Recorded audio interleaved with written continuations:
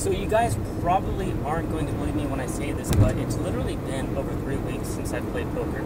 I haven't played poker since before Christmas, and it's for several different reasons. But today we're headed out to Roseville, California, to Best Buy to pick up a new vlogging camera that I just got that's on sale, and possibly play some poker at Thunder Valley Casino. So why haven't I been playing poker? Well, there's a couple of different reasons. The first one is that I wanted to withdraw my money off of Ignition to test how their withdrawal process was working compared to Bovada. And of course I used Bitcoin. So I withdrew it and it was quick. Ignition was pretty quick. The money was in my Bitcoin wallet pretty quickly.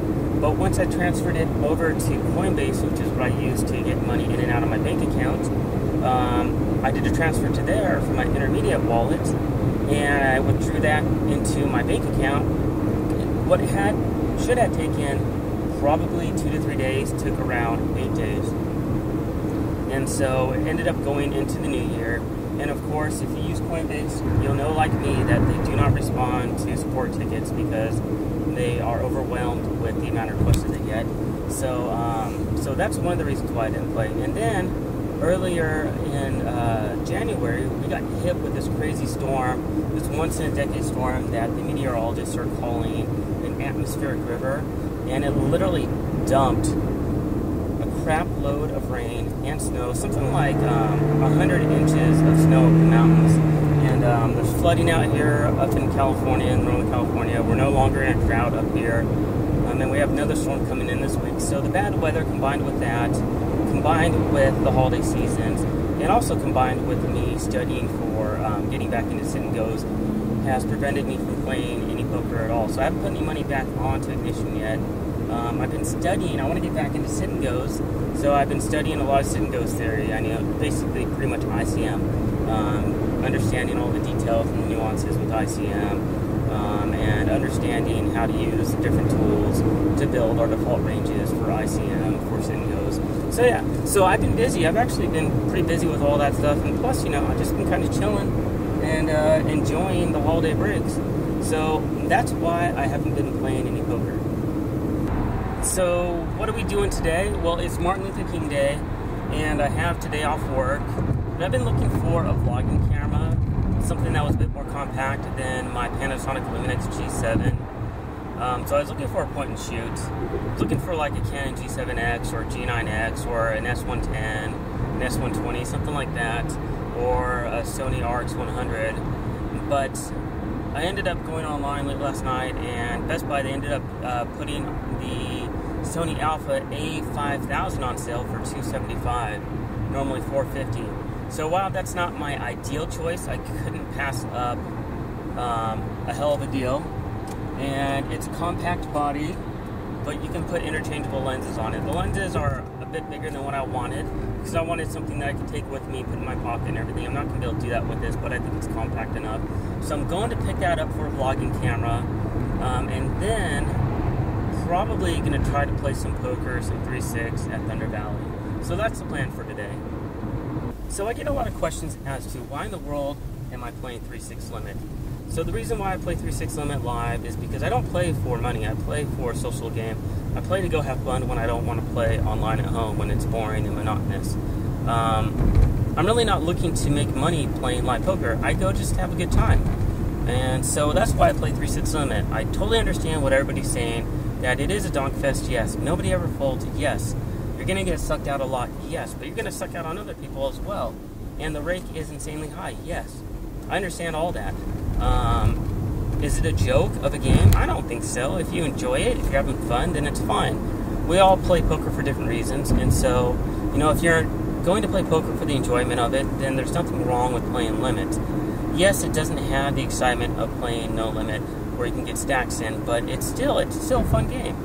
So, that's why I play live 3-6 limit. It's low risk, and it's just a fun game. It's a fun social game, and people go there, and I feel like they're more talkative, and they tend to be more a social crowd in limit games than no limit. So really, that's why I play 3-6 limit. And also, it's because I gear my channel towards micro-6 players. So people learning to try to beat 2-0, 4-0, 5-0, 10-0, 20-0, those type of games. And so maybe I have somebody that's watching my channel where they built up a roll, maybe like a $600 roll, and they want to go in the casino and try to play some live games.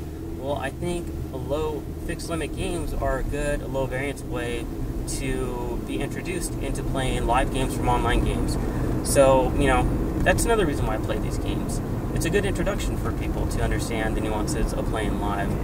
Now, if we're talking about 1-2 or 1-3, and it's an uncapped game, people are typically sitting down with 150 big blind stacks, and you're literally, because the pre-flop raise sizing is 5x or 7x, and at 1-2, 1-3, it tends to be around 7x, it's almost like you're playing in a min 3-bet pot almost every single hand. And if there's multiple people in, it's going to be a big pot. And so short-term variance is definitely a lot higher in online live low stakes games. Sorry, not online live low stakes games. I mean live low stakes games than they are for online. So you literally need to have, I think for buying, you should estimate each buy should be 150 big blinds instead of 100 big blinds, just because of that increased variance. So I like introducing people into more low variance style of play and more low variance style of games. So that's why I play 3-6 limit live, and you're really not going to see me playing live no limit that often. I do plan on playing it, but I just enjoy playing 3-6 limit. So yeah, that's why I play. So as I was driving out to Roseville to go to Best Buy and Thunder Valley Casino, I decided to call my parents just to see if my dad wanted to join me. And of course, he wanted to go. So I picked him up, went over to Best Buy, got my new camera fairly quickly, and headed over to Thunder Valley. Now, assuming since it was only around, I would say, 2 o'clock in the afternoon when we were going to get there, Best Buy was only like 5 minutes from the casino, I decided not to call in and get on the wait list because I figured it wouldn't be that long, even though it was a holiday. We got there, and lo and behold, the list was around 7 players. But right when we went to the counter, they were starting a new table of 3-6 limit. So me and my dad took a seat before it filled up, and we got on without having to wait at all. In terms of the session, we ended up playing around 2 hours. I lost $8. My dad lost a lot more. He lost 131, but he doesn't really play good poker. He doesn't take any of my advice. He doesn't read any of my books. He won't take any of my courses, and he just plays to have fun. So if that's how he wants to play, cool, good for him. For him, it's just enjoyable, and that's why he goes and plays these limit games. Now, in terms of the session, it wasn't the best session. It wasn't the worst session. Like I said, I lost $8. Very first hand of the night, I am in the small blind. I have ace king suited. 3 people limp in. I make it 6. 2 people call. We go to the flop. It's an ace high 2-tone board texture with 2 spades. I fire out a continuation bet. Only one person calls. An older lady calls. And we go to the turn, it's another ace, so I think this is pretty awesome. I have trip aces with a king kicker. I'm hoping that she limped in with a weaker ace. I bet again, she calls. On the river, another spade comes. She checks. Of course, I'm betting with trip aces with a king kicker, hoping that she check calling me with a weaker ace and I can get value.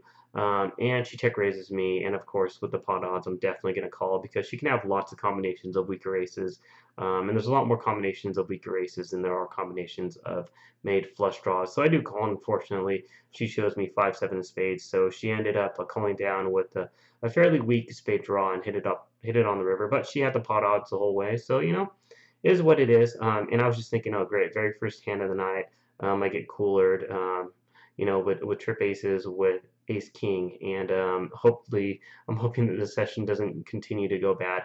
For the most part, over the 2-hour session, I was card dead, and hands I was playing really didn't connect with the board, as you're seeing on the screen. So it was kind of a benign, kind of a really mild session where not much happened for me. I ended up winning a few hands, but one thing that I actually got a kick out of is that it folded around to me in the cutoff. I had king jack off. I opened a 6, and everybody folded, and I took down the blinds, and I was kind of actually scratching my head because you never are able to get away with stealing the blinds in limit because nobody folds for the most part. But yeah, so for the most part, it was pretty benign, but there are some hands I want to talk about. And the first one I want to talk about is this hand right here, the Jack 10 offsuit. So this is one of the hands that I ended up taking down the hand. So there are some limpers in the hand already. I decide to overlimp with Jack 10 off on the button, And we go to the flop, I believe, either 4 ways, 5 ways, or 6 ways. It was multi-ways, but I just don't remember off the top of my head because I'm actually doing this narration after the fact, 3 days later because my phone died. It literally took a dump on me while I was recording it, and the Android operating system literally took a dump, and I had to figure out a way to extract these video files off of it. So we go to the flop. The flop is 8, 9, 10 rainbow, and I'm sitting there on the button with Jack 10. Um, Small blind fires out a bet. My dad calls, another person calls, a lady calls, and I call as well. We go to the turn. The turn's a blank. I don't remember what it is. He bets again. Everybody calls. We go to the river. The river's a queen.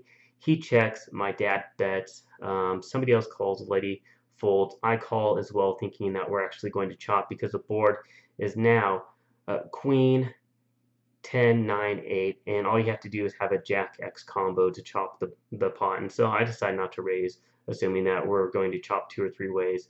And funny enough, the person, unfortunately, I feel bad for the guy. The guy in the small blind, he ended up flopping the straight with the 6, 7. So he had 6, 7, 8, 9, 10 for the low end straight, and he ended up getting river by me. My dad ended up having a queen 9, and so he flopped middle pair with a gutter straight draw, and he ended up rivering 2 pair. And so I ended up getting lucky and taking that down. And I was actually, in terms of my outs, because my dad held one of my outs, and potentially somebody else possibly had some of my outs as well. The guy that had the straight had some of my outs as well. Ended up getting lucky and sucking out there on the river, but I'll definitely take it. I'm definitely not folding top pair with the open and a straight draw in a limit game multi-ways, getting those pot odds. So that's the first hand. The second hand that I was able to record before my phone took a dump and died on me that I won the hand with, and really the only other hand that I was able to record in this CR session was pocket aces. So if you remember from my other video, I had pocket aces in the small blind, ended up getting cracked by a set of nines. Well, luckily in this hand, I get pocket aces under the gun. So if you want pocket aces in limit hold'em, you want them under the gun because you're actually maximizing fold equity and people aren't going to call with a super wide range. Yes, you want people to call with a wide range, but you don't want everybody at the table to call. I end up getting one caller, and then the small blind is super short. He makes it 9. I cap it to 12. The other guy that's in the hand, he's really not even paying attention at the table. He's kind of just there. He sat down with a $40 stack, and so he's kind of looking off in the distance, and so he decides to call, and the other guy goes all in for his remaining $2. Now, in terms of when this happens, and I'll pause the video, so what type of ranges do I put him on? Well, the guy that ended up calling $6 pre, and then ended up calling the other $6 when I cap it to 12, and when he's not even paying attention to the table, I put him on just a super wide range. I mean, he just doesn't even seem like he's really even focusing on the table. Maybe he's on the wait list for 1-3 and he just really doesn't care, or he's just a gambler. So I don't really put him on that strong in the range. My opponent to the right of me that went all in for $11, I think he can have a fairly wide range as well. He's been kind of getting unlucky, and he hasn't been playing that well either. And I think he's just sticking the money in. But he probably has like pocket pairs, suited connectors, all sorts of Broadway combos, maybe some off-suited one-gappers, maybe some weaker suited aces, even though I block those. So I don't put either of them on that strong of a range. But you never really can tell in these limit games. So we go to the flop, and funny enough, playing 3-6 limit at these casinos during the day, it's very rare that you see it cap pre-flop at 3-6, and so it was nice to actually to build that pot pre-flop. And so we go to the flop. The flop is an interesting flop. It's king 5 king rainbow, and of course, you know, mathematically based upon combinatorics, it's very hard for my opponent to have a king, and plus he's really not paying attention to the table. It's kind of like looking off to in the middle of nowhere. So of course I fire out a continuation bet. He looks at his hand and he makes the call, and so that gets me a bit concerned when he makes the call there. I mean, yes, there's a lot of weak king X type of hands. The turn is an 8 and now puts 2 hearts on the board, so we have a king 5 king, 8 with 2 hearts on the board. I decide to check for pot control. He checks back, and he's just kind of looking off in the middle of nowhere. The river is just a non-consequential blank. I don't remember what it was. I bet 6. Since he checked back on the turn, just because I assume he's going to bet on the turn if he has a king. And then he kind of just time banks on the river looking at the board. And he calls, throws up his hand, says, kings are good. I show aces. And he shows jack 9 offsuit for a jack high. So he pretty much just gave his money away to me. And, I'm not really going to try to figure out why he made that call and why he called in the first place, other than he's probably a gambler. The opponent to my right, he did have pocket tens, and pocket aces hold, and we take down a pot. It was unfortunate that my opponent to the right didn't have a little more behind, because I think I probably would have got a little more out of them with the pocket tens, at least on the flop, and maybe even to the river. But yeah, so pocket aces held, and it's always nice when pocket aces held, and we end up taking it down. So those were the 2 hands that we ended up that I actually ended up being able to record on the session before my phone died. And like I said, we only played 2 hours. I decided to cut it short at 2 hours because it was getting close to rush hour, and my dad had already bought in once, lost his stack, and bought in for another 40, and he was starting to lose that, and I figured, well, we better get out of here before he loses too much. So, I just didn't want to see my dad continue to reload, and just reload and reload over and over again. So we decided to leave. Minus $8, whatever it is, what it is. We'll just call it, pretty much a break-even session. It was an enjoyable session. There were some nice people there. A guy to my left I was having a good conversation with. Learned about another poker room, kind of in the area that has some really low buy-in tournaments and sounds like a fun card room. So I might have to check that out as well. But overall, I had fun, and that's really one of the main reasons why I play these limit games. So hopefully you guys enjoyed today's vlog. If so, please give it a thumbs up. Click the like button. If you're not subscribed, please subscribe to my YouTube channel. And also, if you haven't been over to MicroGrinder.com, check out all of our free and low-cost training resources at MicroGrinder.com for MicroGrinder Poker School. And also, if you head on over there, if you're not on our emailing list, you can sign up and you get a free copy of my Poker Fundamentals ebook, and you'll be enrolled in my free 6 Steps to Profitable Poker training course that comes directly to your email inbox. So anyways, thanks for watching. I really appreciate you guys taking the time out of your day to watch my videos and watching my vlogs. And again, thanks so much for watching, and I will see you at our next vlog.